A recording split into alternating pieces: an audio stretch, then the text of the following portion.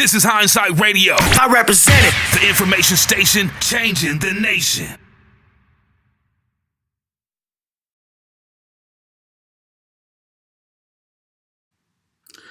Peace, everybody. This is Akeem L from Hindsight Radio, the host of the Truth Tuesday show and the More Empire Building show.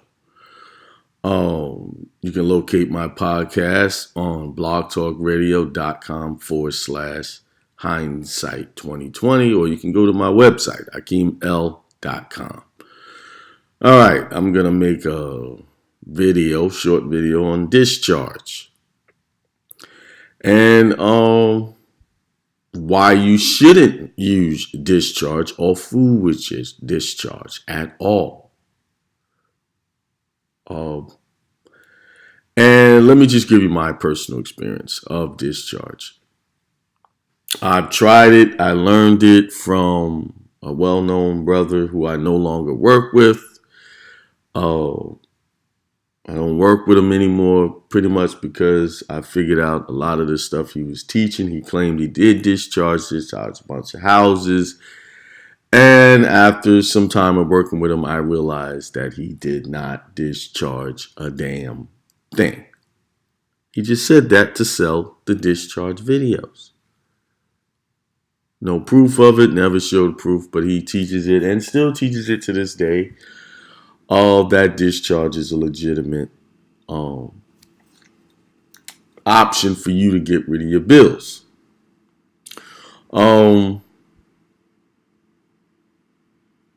So, I've tried discharge. Let me just rewind a little bit. What is discharge? It's some way of setting off your bills, discharging your bills where the Treasury is going to pay these bills based off of your Social Security number. Example, I'm showing a money order that they typically use in these processes. This is one of the money orders that was promoted to for you to get your bills discharged. What can you discharge? Light bills, cell phone bills, houses, cars. These are the things that was promised or told that, you can discharge. Now, first, when it was first taught, you could discharge, and I did just, discharging. You could discharge just about anything. Then after people were doing the discharge and was getting negative results, they go back and they read laws that say, they can discharge at their own discretion. They do it when they want to. It's not a, 100% guarantee that it's going to go through, Now, I got to give credit that actually was taught, that it's not 100% guarantee it won't go through. It just depends on if they want to do it, if they need to do it. It's up to the government or whoever you send in this discharge check to. But as you know, people are having hard times and they want an easier way to live. And when you promote these discharge scenarios, that's going to pique people's interest. And we all know that a lot of people are motivated by money or quick fixes. And some are just motivated by greed. So, they're going to listen to this. They're not going to listen to any spiritual advice. Hey, listen, if you want to change your money, change your life, change your mind. Your currency is your thinking. That's what I teach. Currency is your mind. Change your mind, and you can generate $1 million idea in a moment and turn that into a business and become wealthy. All the people who are wealthy will tell you that's how you get to wealth. There's no quick fix to it. It's just you changing your mind, changing your daily programming, and you will get there. But let me go back. So most people are going to go for this. They're going to go for these things because it sounds like, wow, I could pay this off. Like I remember an instance where I knew someone who was trying to get rid of student loans. And they came up with this way of discharging the bills by using the back of the social, and you go on and you change the routing numbers and of the numbers on there. You take the numbers on the back. That's the routing number or the bank that you're gonna go to. I don't want to go into too many details because even though I'm telling people not to do these things, you know that when you tell somebody not to do something, they eventually do it. That's why I redacted the address that's up there under this money order on this video. But, this is my public service announcement. And I'm warning you, and I'm going to give you real live instances of people who have gotten in trouble doing these things. People that I know personally. Just give you some examples. So the people who are teaching this are giving you these options. Why? Because they know you're going to run to their seminars, you're going to listen to these videos, and forget about training your mind. Doing it the way it's going to be lasting, and you're going to have a peaceful life. You see? So, people are following these processes, and this is one of them right here. Or they'll call it an international bill of exchange, all of these different things. And you basically make these things in your computer, print them out with some tax forms, and you include forms like 1099A and a 1096. Now, there's a guy who has been teaching. I want to start with this guy.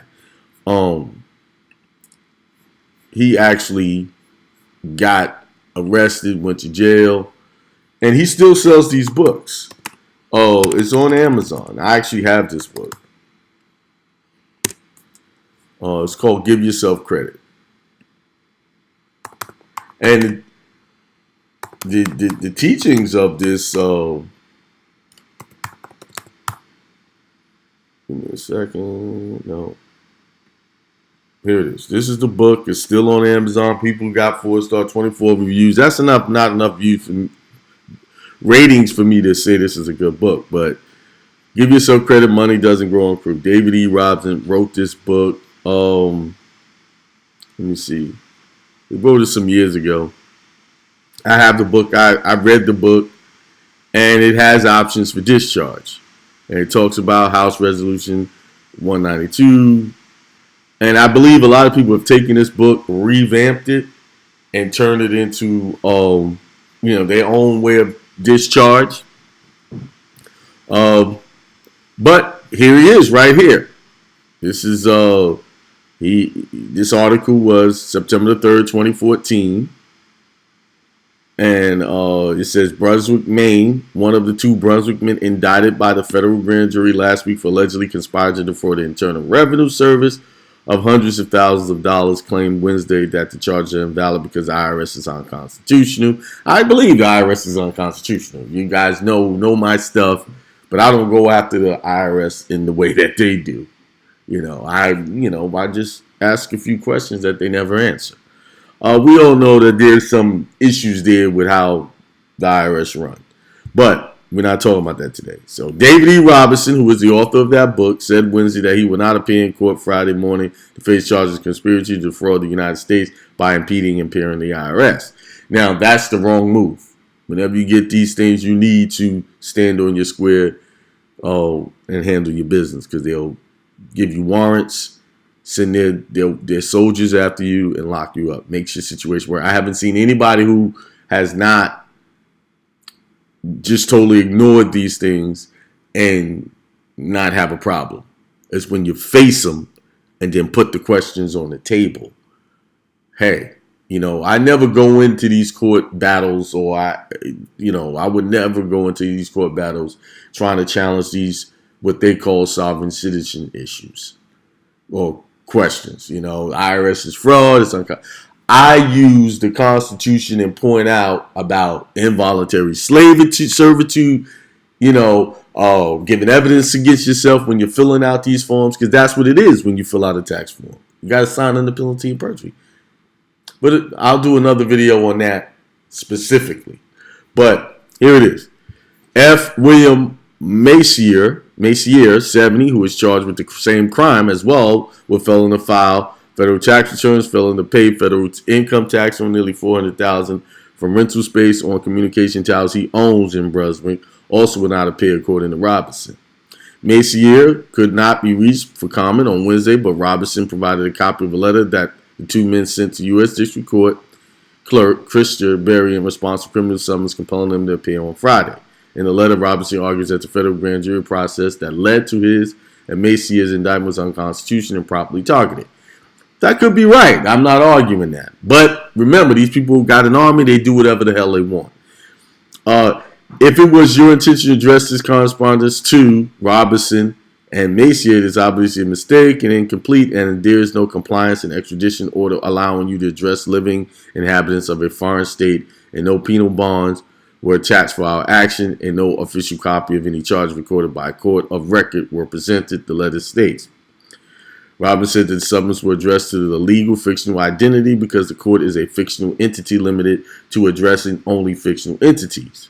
The federal government is a for-profit corporation that is illegally occupying the seats of Congress in Washington, D.C. He said they have established fictional mirror images or clones of each live person, but Mr. Messier and I are flesh and blood living persons. See, these are sovereign citizen arguments. Now, I'm not disputing that he's not right, but this is not going to get you to win. This right here, arguing these points. Because you can't get in front of a jury and convince people who are not privy to the information that you have to believe you. They believe in government. They believe in the system. So you're going to try to get them, oh, this is legal fiction. This is straw man. No, but you can convince them through the Constitution and point out line for line how it is. But, let's keep going. Robinson, who in part distinguishes between his real identity and fictional identity by using uppercase letters for one and lowercase letters for the other, is the author of the 2012 book Maine Lawsuit Against the IRS for Unfair Trade Practices. All right? That's basically it right there. Now, but I want to go to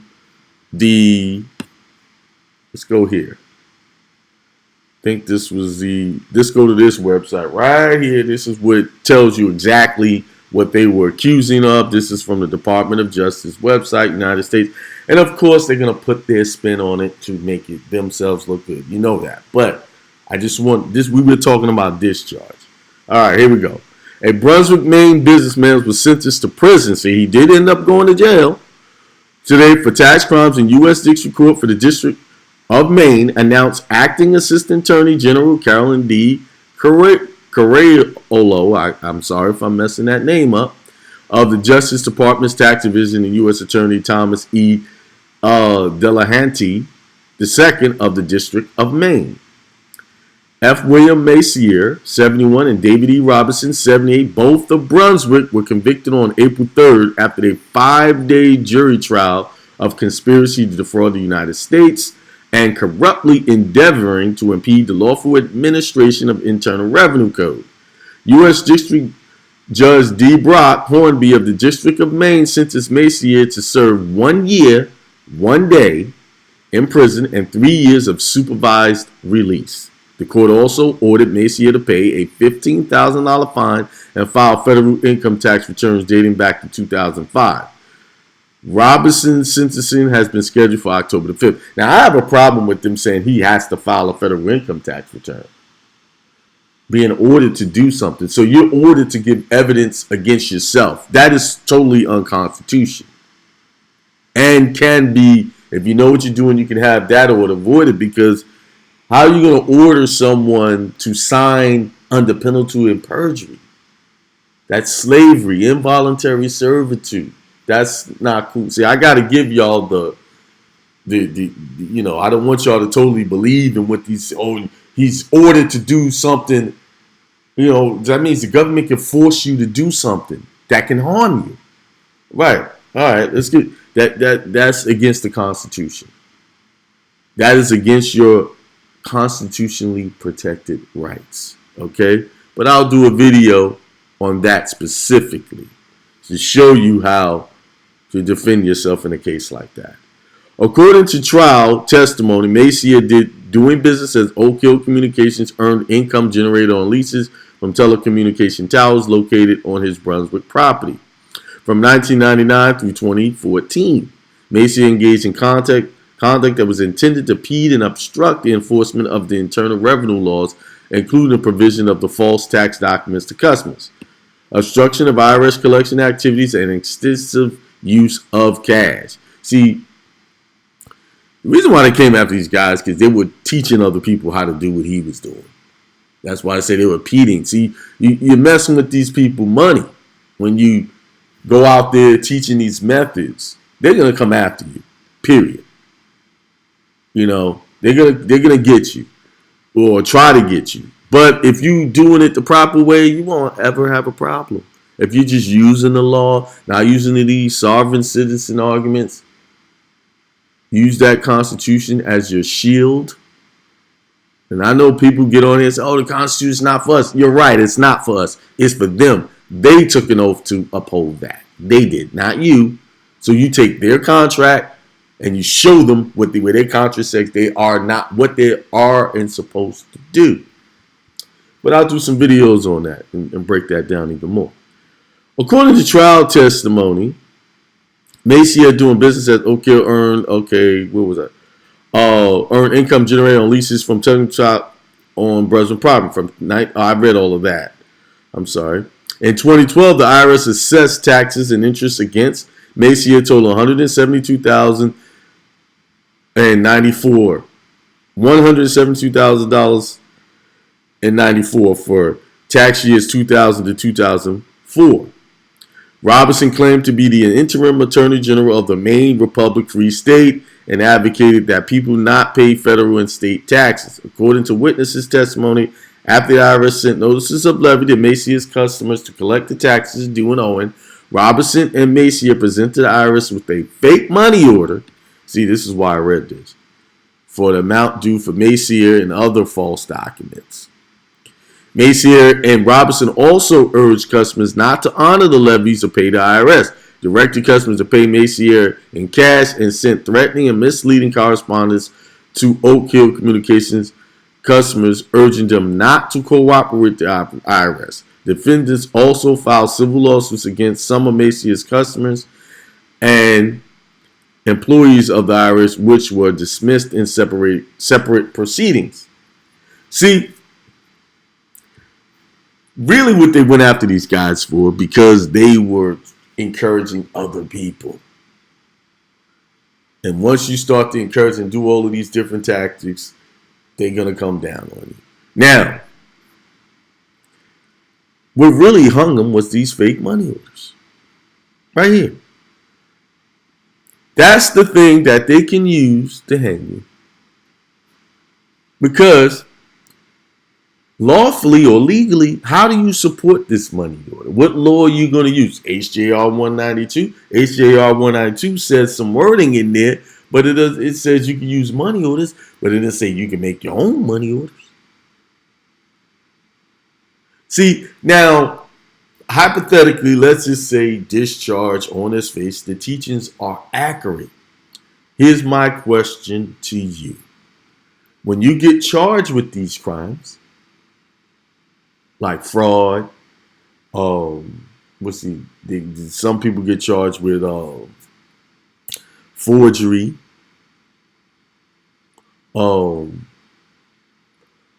creating fictitious instruments, all kinds of things, right?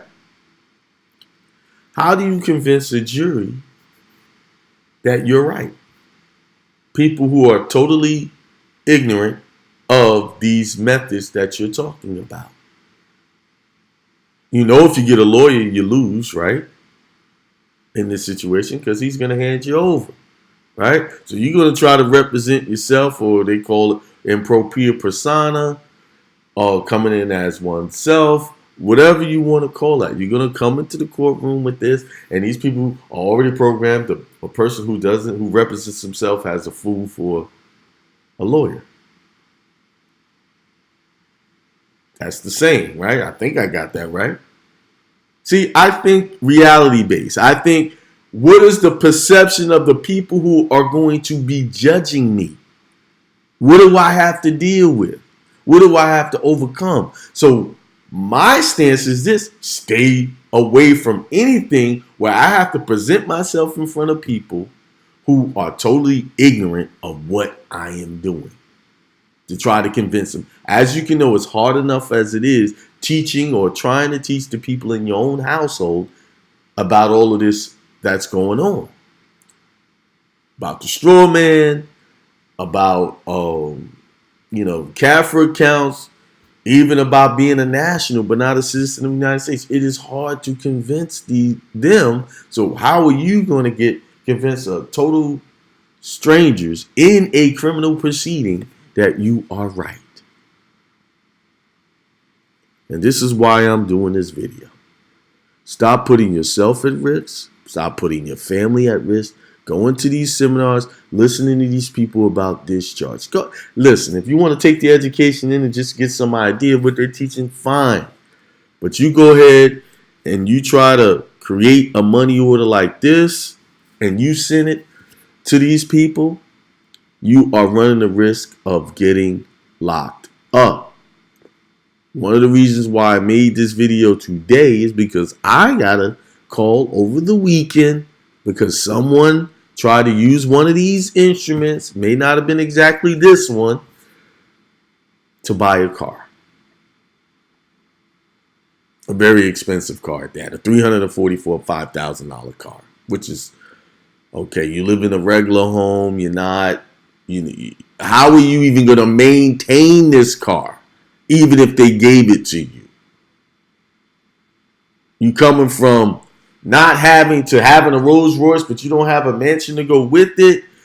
You see the logic of people? When you're teaching people these things, people get reckless. Yes, it's on him that he followed these teachings, but I put it on the teachers because people will put their own spin on something and add to it. So I'll stay clear away from teaching these things to people because people are reckless. They will not. They so anxious to get something for nothing that they're gonna throw all caution to the wind. And we gotta start holding our teachers accountable for what they teach. Yes, me personally, I've done the discharge. Guess what? Guess how many of them worked? 0%. I tried it on cars. I tried it on house. I tried it on everything. Now, I didn't get into any legal issues. Well, I almost did, where they came and was questioning me through a deposition when I was trying to file bankruptcy and about a money order that I sent. But I knew what to say. I showed them the book. They left me alone. You see what I'm saying? Now, I wasn't a rat and ratted out who actually taught me and did a video on it. I didn't do that. I just say, hey, this book right here is what showed me how to do it. I bought it off Amazon. So it had some credibility to it, and I used it. And I walked away from that. But after that, I learned a big lesson. Number one lesson I learned is the person who taught me didn't even have my back. Didn't even give me the information to go in there and tell the people what to say. I had to figure that out on my own. And I worked right next to the brother. Tell me what happened. This was the advice. Go in there and just tell me what happened. Let me know. It wasn't this is how you handle it. And I was green. I was totally green. I didn't know what to do with, but I let the Spirit guide me, and I just listened to questions because they asked me, is this money order mine? I was like, no, that looks like a photocopy. That's not what I sent. You got to be careful how they're asking you questions. If they're showing you a photocopy, that's not yours. That's a photocopy of representation of what you may have sent. See? You got to get a legal, lawful mind. Can't think like on the street, yeah, that's mine, and it's a copy. That's not yours. You got to be careful. Then they're like, what about this? And I said, well, listen, this is what this book said. Guy flipped through it and walked away. Hey. And I left it alone. Another person I know some years back when I first started was using these money orders based off these same teaching to try to discharge his case, put it in his case. And guess what? They added that to his charges. Now, in defense of the person who taught it, I will say he never advised him to do that. The guy was just he was panicking and was trying to get out of his situation. He thought this would work. You see what I'm saying? This is why these teachings are dangerous. Because people panic and don't think straight, and they'll do extra things, and they'll add to the insult, or add injury to their situation, or injure themselves even more. That's why we got to hold people accountable. And I know there's plenty of people out there right now who have tried these discharges and gotten in trouble, but not saying anything because they're embarrassed. But let me tell you this. If you've been injured by these processes that's being taught, and you're not saying anything, you're doing a disservice to someone else who comes along and listens to these things and follows these things. Because you're not sharing the ugly of what can happen when you do these situations. Like I said before, I believe there's some credibility to discharge, and there's a way to do it. But I'm telling you, how are you going to defend it when you get caught up? How are you going to, when you get caught with multiple felonies, how are you going to stand up for it? See, you got to think through your situation. If I do this, I might get in trouble. How am I going to get myself out of this if I do get in trouble? Because the teachers are not telling you that part. They're teaching, yeah, you can discharge. Do this, do that. Here's the way. And you're sitting there drooling. Oh, man, this is great information. Thanks, man, brother. You really told me something. But they forget, wait a minute, you didn't tell me that these people might ignore this discharge and even pass this on to law enforcement and have me locked up. They're not telling you those parts. They're not telling you the consultations they're getting from people who tried this and got locked up. They're hiding those negative parts. They're only giving you the good part. And anything that you do, whether it's a business, there's always a negative part that you have to consider. In anything that you do, in relationships, business relationships, every facet of life has that balancing factor. It has the positive and it has the negative. The issue is you as a people are not looking and say, okay, what is the downside of this situation? Anybody who's creating a business is going to look at all of the potential and all of the downsides to mitigate his damages and see if this is a worthwhile venture to go into. Most people who are going to a situation like this never even ran a business or even know how to run a business, so they don't think about those factors. Me, myself, I've been in my own business since 1996. So I have made a lot of mistakes in business, lost a lot of money by not considering everything in my business decisions. And in this situation, I went full steam on a discharge and I didn't really consider the negative side of it. But what I think what protected me is this. I have a strong spiritual connection. I believe in spirituality strongly. Number two, it was my trust in that individual that went, and I trusted in them. And I was in this thing innocently. I wasn't in it for greed. I was doing it, But what protected me was the reaction I got some years ago, although I continued to work with him after that. It was in that moment I knew that if I ever had problems, I couldn't count on that person to stand for me.